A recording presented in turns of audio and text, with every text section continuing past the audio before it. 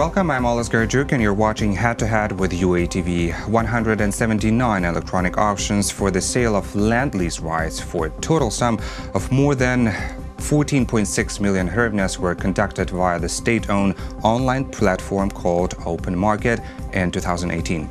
To discuss other achievements of this platform and plans for the upcoming year, we welcome to the studio today Viktor Vyshnov, Director of the System of Electronic Trading in Seized Property. Hello, and thank you for joining us today. Good day. So, Mr. Vyshnov, almost 15 million hryvnias. Is this the most that Ukraine has been earning on the sale of land lease rights?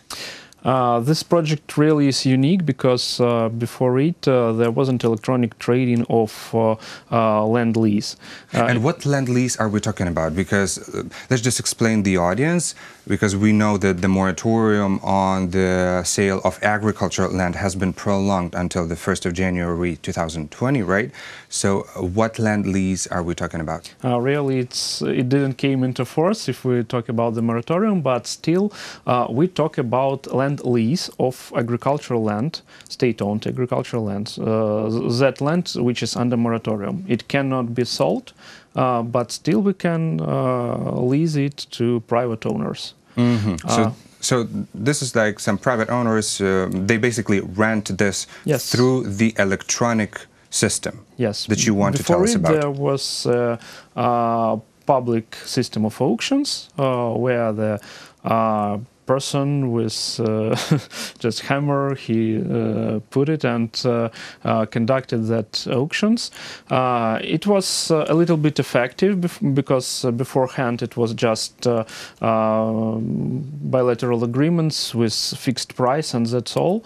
After introduction of these public auctions by State Service of Geocadastre, the price increased to about 8 to 10%, and 8 to 10%. Since when? Last year. Mm-hmm. And since the introduction of electronic auctions, the average increase in price is about 18%. And we had several auctions. 18% from the 10% increase, or 18% in total? We have starting price, which is about 8.3% from the price of land. It's state price, how state evaluates the price of that land. So the starting price for rent is 8%. But this is the price to rent the land, excuse me, or this is the price that state evaluates that some private company could buy this land? Of land. Okay. We take it, and the rent price is starting rent price is 8.3% from that evaluation price. Mm-hmm. The finished price of our auctions is average is 18% from the evaluation price. So, so this is a huge increase. In 7 years, we have more than evaluation price which went to the budget. This is good. Could you tell me when this electronic system was launched? It was launched in the middle of September 2018.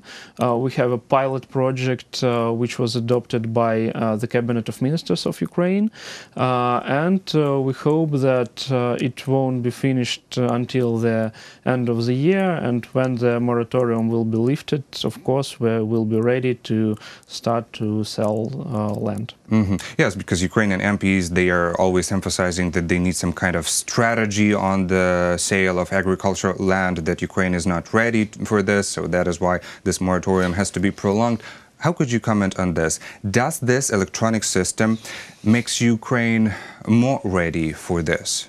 I think yes, because the first problem is that our deputies, they tell that there will be a problem of low prices. Electronic auctions, they decide this problem, they solve it, so the price will be market. Mm-hmm. Because everyone will have an open access to this information, to the auction? Yes, everyone will have an opportunity to come to the auction. They won't need to go somewhere to print some documents.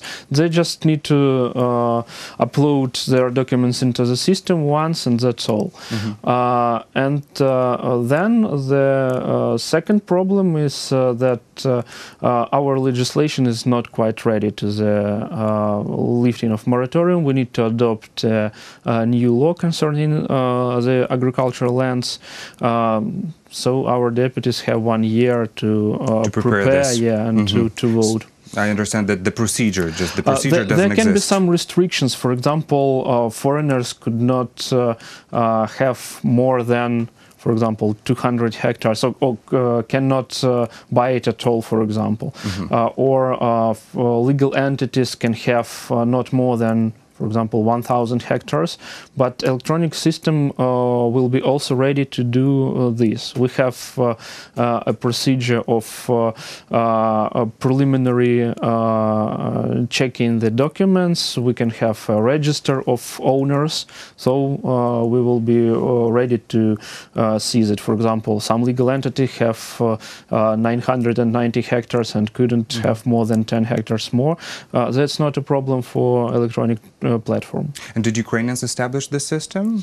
Is this Ukrainian project? Yes, it's a Ukrainian project. It uses the blockchain technology. We were helped by American Bitfury Corporation, but it's only in the sphere of adopting the stakes. So every person who makes a stake is sure that technically impossible is to change or somehow to disrupt the stake of any person. You mentioned that this electronic system started functioning in September last year. Yeah. Could you specify what changes did it provide into the system of sales of this land, agricultural land, right? Basically not sale, but renting. Yes. And what achievements have been made if we compare the second half of the past year and the first half of the past year, when the system was not launched yet? Yes. The main challenge was to adopt all the requirements which were written in the land code, because we have land code which is rather old and says how to make these auctions. All the requirements to the members of the auction, to how this auction should be held, they are written in the code. So we had a really big challenge how to make all these procedures which were written for public auctions into electronic form. For example, the auction should be ended by sound beep that the auction is finished. The stakes should be made by lifting up the cards of the member with a number of the member of auction, which is shown to the auditorium, for example. So we had to adopt this procedure to the electronic reality. And if to compare our results with what was in the first half of the year, the price increased. And now all the participants, they don't need to go to, for example, a regional center to take part in these auctions. You can do it at home, near your laptop or computer. Just upload your documentation, sign it with electronic signatures, and that's all. You can take part in the auction. So there is no necessity of this logistical spendings, for example, and it's just hard, for example, to see what kind of land pieces were sold previously, because they were published on the website of Geocadastre, but how often do you visit that website? Yes. Now you can go to Setam, you can see all the list of land pieces. You can take, for example, only land pieces from one region if you need it. You can take how much you would like to pay, to specify which pieces of land are under those requirements, and just take from that list, choose and go to the auction. How does it tackle corruption? Because as far as I understand, there is not much of personal contact between people, between the tenant, the person who wants to rent the land, and the person who owns that land. So how does it tackle this issue? The owner is state. That's why it's the biggest problem is contact between the person, the auctionist who sell it, and the person who would like to buy it. That's why we don't have auctionists. They don't contact with anyone. They contact just with the electronic system, which... so there is no personal connection? Yes, and that's the biggest advantage of our system, because no one really decides who will be the winner. The winner will be that person who will give the highest price. Okay, so the highest priced is basically this is the only category that selects the winner. Yes. This is very interesting. We always talk about some system. What is the system's name? The system's name is OpenMarket Land, what is concerning to the agricultural land lease auctions, and we have it's one of the subsystems of our great system OpenMarket. It was launched in 2017 as the first blockchain electronic auction in the world, and it's still now the only. Well, I also want to quote the Minister of Justice of Ukraine, Mr. Propetry. He expressed his assessment on the system. He said that in 2018, OpenMarket entered the list of the top 500 most profitable state enterprises of Ukraine. And also last year, he wrote on his Facebook page that Ukraine has become one of the world leaders in the implementation of the blockchain technology. That significant contribution has been made by OpenMarket, having become the first online auction in the world which uses the innovative cryptographic technology of blockchain. So this sounds pretty big. Yeah. Can Ukraine sell this technology to other countries? Because Ukraine hasn't been any successful in selling or renting agricultural land. And now it looks like we developed this super modern, innovative cryptographic technology of blockchain.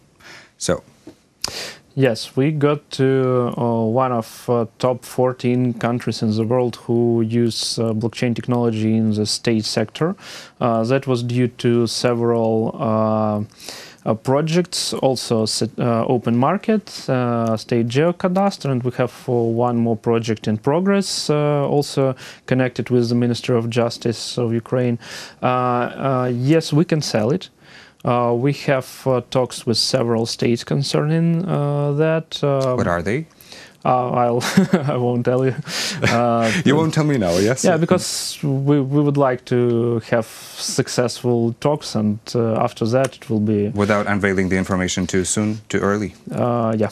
Okay, yeah. I understand. And I hope that these countries also, all countries which have problems with trust to state entities, to state organs, they would like to use blockchain technology. Even European Commission, for example, we just had a meeting with representatives of tax department of Euro Commission. They are also looking at blockchain technology because they have some problems with taxes and think that that will help them also. Well, this means that they recognize this technology as transparent one, yes. which is the main achievement, I think. Unfortunately, we're running out of time. Could you please tell us the plans for the upcoming year? Yeah, we have a great amount of plans which are concerning with trading of different natural resources, of course, and the increase of land auction, and also with auctions of seized property. So seized property and natural resources you want to add to the list of the things that you want to sell in the auction. Well, thank you so much for your interesting comments. Thank you for explaining us this whole situation, and thank you for being a guest today in our studio. Thanks. That was Viktor Vyshnov, Director of the System of Electronic Trading in Seized Property. Thank you for watching Head to Head. I'm Alas Gerduk. Goodbye.